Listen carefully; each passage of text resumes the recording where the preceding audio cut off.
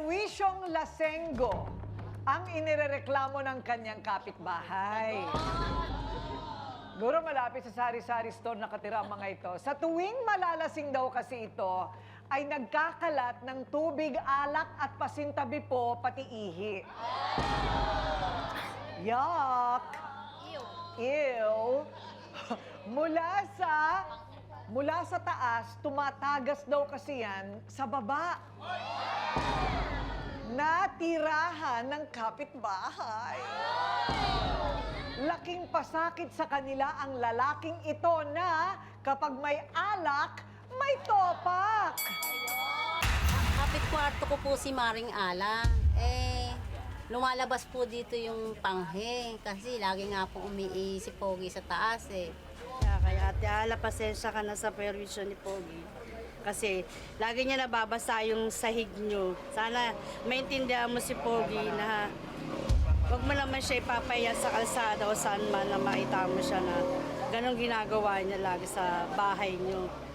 Pag sinasabihan po namin si Ate Sally saka si Pogi, sila pa po yung galit.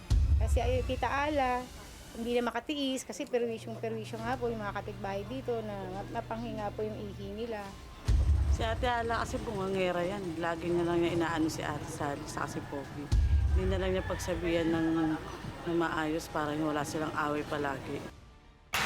Ang napeperwisyo at ang umano'y salaulang kapitbahay, Ala at Sally, harapan na.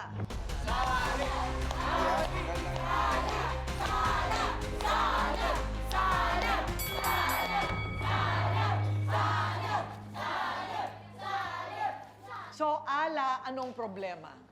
Ang problema ko po, yung pong kapitbahay po namin, sobrang na pong perwisyo.